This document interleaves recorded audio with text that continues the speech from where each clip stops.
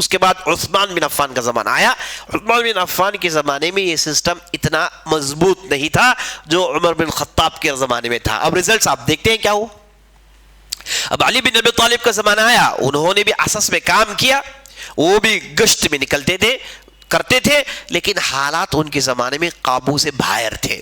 خوارج کا فتنہ, اس طرف عبداللہ بن سبا کا فتنہ, اور دوسرے لوگوں کے فتنوں کو دباتے دباتے علی بن ابی طالب رضی اللہ عنہ کا دور نکل گیا. اس کے بعد اموی زمانہ آیا.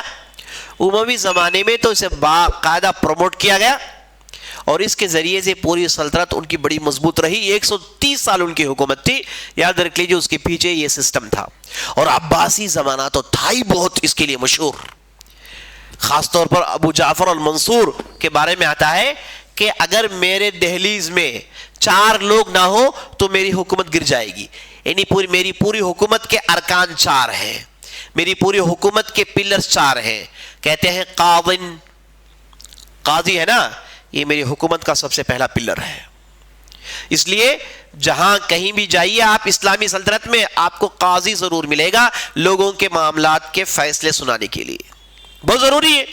آپس میں جھگڑنا, ڈسپیوٹ ہونا, گھر میں باہر, تجارت, زمین, یہ سب پارٹ آف دا انسان کی زندگی ہے, تو اس میں فیصلوں کا ہونا ضروری ہے. اس لیے قاضی نبی صلی اللہ علیہ وسلم نے بھی مقرر کیے, اور اسی کے چلتے بعد کے دور میں بھی یہ سلسلہ جاری رہا. ابو جعفر منصور ہارون رشید کے دادا یہ کہتے ہیں کہ میری سلطنت کے 4 ارکان ہیں, اس میں پہلا رکن قاضی ہے. نمبر 2 صاحب البرید. صاحب البرید سے مراد انٹیلیجنس ہیڈ, انٹیلیجنس ہیڈ.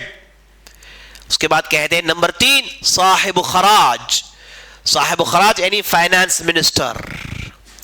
اور نمبر 4 صاحب الشرطہ, پولیس, آرمی.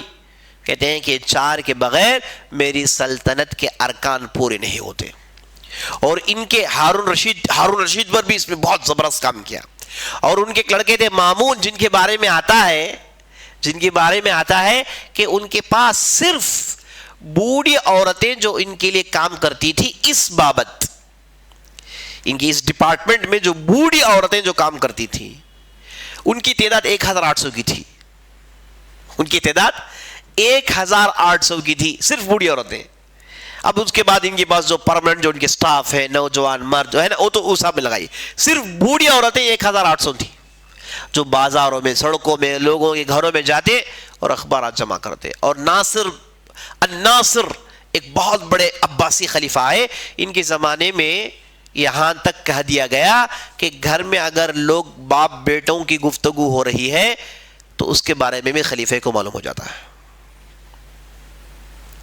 گھروں میں جو گفتگو ہوتی ہے, کس کے گھر میں کس کی شادی کی بات چل رہی ہے, کس کے گھر میں کیا مسئلہ چل رہا ہے, سب ڈیٹیلز ہوتے ہیں. یہاں تک کہ اگر کوئی مہمان آتا خلیفہ ناصر کے پاس, مہمان کو جو کھانا دیا گیا, رات میں بیٹھ کے چیک کرتے کہ مہمان کو کیسے کسی قسم کے کھانے دیے گئے, کون سے ڈشز دیے گئے, اس پر بھی خلیفے کی نظر ہوتی تھی.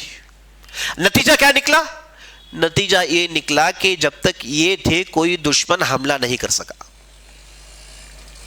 جب اپنے لوگوں کے تعلق سے یہ ان کے انٹیلیجنس ہے تو دشمنوں کو کیا کہنا.